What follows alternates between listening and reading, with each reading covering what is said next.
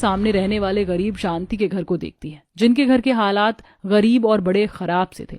इतने बड़े परिवार को चलाने वाला राकेश अकेला था, लेकिन थोड़ी आमदनी होने के चलते किसी भी दिन उनके घर में ज्यादा खाना नहीं बनता था और ना ही कोई पेट भरकर खा पाता था।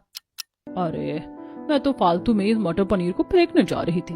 इतनी सारी मटर पनीर की सब्जी है, इसको फेंकने से अच्छा इन गरीबों को दे आती हूँ। वैसे भी गरीबों में इनके घर तो भरपेट खाना भी नहीं बनता। वैसे भी इतनी महंगी मटर पनीर की सब्जी देकर ये लोग कहाँ छोड़ेंगे, खा ही लेंगे। खुद के अच्छे खान पान और अमीरी का दिखावा करने के लिए सुषमा शांति के गरीब परिवार को नीचा देखकर मटर पनीर देने के लिए जाती है, जहां राशन की किल्लत के चलते दोनों गरीब सास बहू खाना बनाने के विषय पर बात कर रही थी।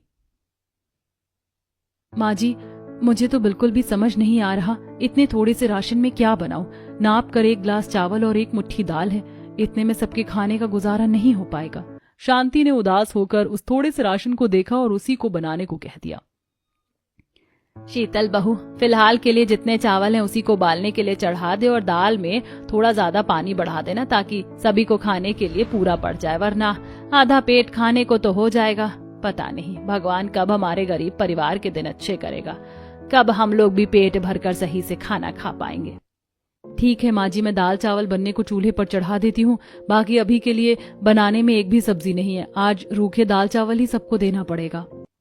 कोई बात नहीं शीतल बहू, देख ले अगर 2-4 आलू रखा हो तो दाल में उबलने को डाल दे, उसी का चोखा बनाकर थोड़ा थोड़ा सभी को दे देना। बाकी राकेश कमा कर शाम में राशन सब्जी लेकर आएगा। शीतल सब्जी वाली टोकरी में आलू देखने लगती है, लेकिन उसमें सब्जी के नाम पर एक सूखी मिर्ची भी नहीं थी। माँ जी, सब्जी की टोकरी में एक आलू भी नहीं लगा, बरनी में थोड़ा सा अचार का मसाला लगा है, आज उसी से खा लेंगे। इतने में सुषमा मटर पनीर ले आई। अरे शांति की बहू, आज तुम सब्जी मत बनाना, क्योंकि मैं तुम्हारे परिवार के लिए मटर पनीर लेकर आई हूँ। तभी रुचि मोनू दोनों पढ़ाई करना छोड़कर घर में मटर पनीर आया देखकर लालच करने लगते हैं। अरे वाह, आज तो हमें मटर पनीर खाने को मिलेगा, आज तो मैं अच्छे से पेट भर कर खाऊंगा, बल्ले बल्ले शावा शावा। तभी शीतल मोनू को आंखें दिखाती है। मोनू बेटा, जाओ जाकर रुचि दीदी के साथ बैठकर पढ़ाई करो। ठीक है मम्मी। शीतल बहू, सब्जी ले लो और सुषमा बहन को बर्तन खाली करके दे दो। अरे यार शांति बहन, बर्तन देने की इतनी भी क्या जल्दी, आराम से पहले खा लो, बाद में दे देना। अच्छा मैं चलती हूँ। मटर पनीर देखकर गरीब ससुराल वालों की आंखों में पेट भरकर खाना खाने की आस सी लग जाती है। वहीं सुषमा के जाते शीतल मोनू को डांटती है। मोनू, मैंने तुम्हें कितनी बार समझाया ना कि इस तरह से घर में कोई कुछ भी लाकर दे तो लालच मत किया करो। जाने दे शीतल बहू, बेचारा बच्चा है। वैसे इस गरीबी में हम बच्चों को कुछ अच्छा बनाकर खिलाना तो दूर, भरपेट खाना भी नहीं दे पाते हैं, इसीलिए मटर पनीर देखकर खुश हो गया। माँ जी, मैं मानती हूँ कि हमारे घर के हालात ज्यादा अच्छे नहीं है, लेकिन राकेश जी अकेले जितना कर रहे हैं वो भी बहुत है। आपने देखा नहीं है कि ये किस तरह से पड़ोसन के आगे लालचीपन दिखा रहा था। सुमित्रा आंटी क्या सोचेंगी कि इसको भरपेट खाना नहीं मिलता। बहू अब गुस्सा मत कर, वैसे अभी के लिए सब्जी का जुगाड़ तो हो गया, आज सब कोई पेट भरकर अच्छे से खा पाएगा। ये ले सब्जी रख दे। माँ जरा ये सब्जी दिखाना तो सही। शांति से सब्जी लेकर किरण उसे महक कर देखती है, जो कि लगभग खराब हो चुकी थी। किरण, तुम मटर पनीर को सूंघ क्यों रही थी? क्योंकि शीतल भाभी, मटर पनीर खराब हो चुकी है, तभी तो मैं सोचूं। वैसे तो ये सुषमा आंटी अपने घर से एक मिर्ची भी किसी को नहीं देने वाली, इतनी महंगी मटर पनीर हमारे परिवार को खाने के लिए कैसे कैसे दे गई। जैसे अमीर लोगों में किसी को अच्छा खाना खिलाने का दिल नहीं होता, ज्यादा से ज्यादा अपने रसोई की बासी खराब चीज ही दे सकती हैं। घर में खराब मटर पनीर देकर जाने के चलते दामोदर वापस लौटा देने को बोलता है। पता नहीं अमीर लड़कियों ने हमारे गरीब परिवार को क्या समझ रखा है। जब किसी के घर में भी कोई चीज इस्तेमाल की नहीं होती या खराब होती है तो हमको देकर एहसान जता जाते हैं। किरण, जाकर ये मटर पनीर दे आ। नहीं बुआ, आंटी को सब्जी वापस मत दो ना प्लीज, मुझको मटर पनीर खाना है।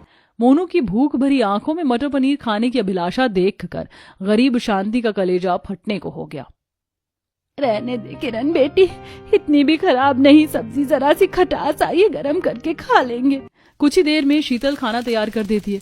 इतनी देर में राकेश और सूरज भी आ जाते हैं। किरण सबके लिए चटाई बिछाती है और बहू सबके लिए थाली में खाना डालती है। किरण, ये थाली ले जाकर पहले पापा जी, देवर जी और राकेश जी को दे दो। भाभी, पतीले में तो चावल कितने थोड़े से बच गए, अभी तो बच्चे, माँ और हम दोनों भी खाने के लिए बाकी हैं।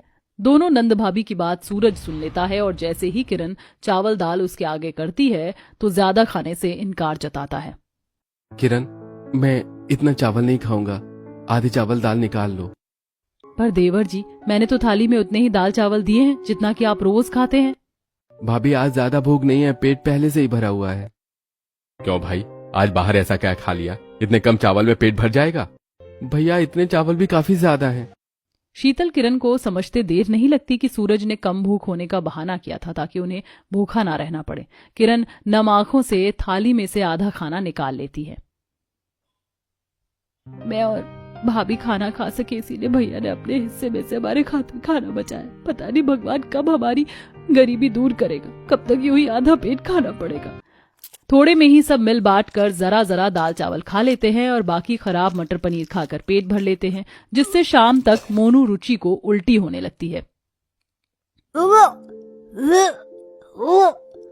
मोनू बेटा, क्या हो गया है तुझे? सुबह से 4-5 उल्टी कर दी हैं तूने। हमें पेट भी बहुत जोर से दर्द हो रहा है। अपनी दोनों बच्चों की हालत खराब होते देखकर शीतल घबरा कर रोने लगती है। माँ जी देखिए ना, पता नहीं एकदम से दोनों को पेट दर्द और उल्टी हो रही है। बहू, ये सारा असर सुबह वाली मटर पनीर के चलते हो रहा है। मैंने भी जब से सवेरे से मटर पनीर खाई है, खट्टी खट्टी डकार चल रही है। थोड़ा सा अजवाइन और नमक खिला दे दोनों को, अपच खत्म हो जाएगी। शीतल दोनों बच्चों को अजवाइन देती। इसी तरह से कुछ दिन बीत जाते हैं। फिर एक शाम किरण पड़ोसन आशा के आंगन में पंडाल लगा देती है, जहां 4-5 हलवाई लगकर खाना बना रहे थे। खाने की अच्छी खुशबू उनके गरीब घर के अंदर तक आ रही थी। आहा, कितनी अच्छी सी खाने की खुशबू आ रही है शांति।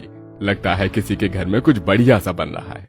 अरे अपनी पड़ोस वाली आशा है ना, उसके यहाँ पर शायद से कोई पार्टी का प्रोग्राम है। सवेरे से हलवाई खाना बना रहे हैं।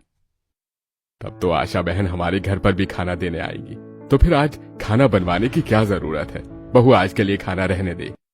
दामोदर को आशा के यहाँ से खाना आने की उम्मीद करते देखकर शांति को दुख लगता है। अजी, जब आज तक आशा ने हमारे परिवार को किसी भी खास अवसर पर नहीं पूछा, तो तुम्हें लगता है कि वो हमारे परिवार के लिए खाना देगी? शीतल बहू, तू खाना बना ले।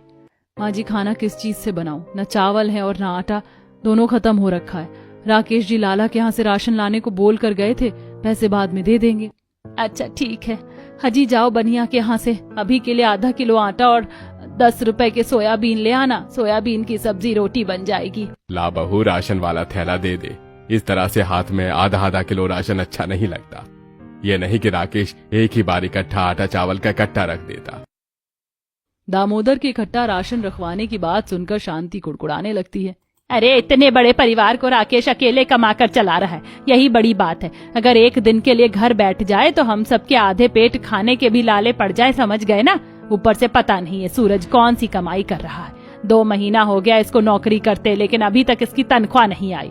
जहां एक तरफ हर तरह से घर परिवार की खर्चा राकेश चला रहा था, वहीं सूरज अपनी कंपनी की ओनर की बेटी को पसंद कर बैठा था। दोनों काफी समय से एक दूसरे को डेट कर रहे थे।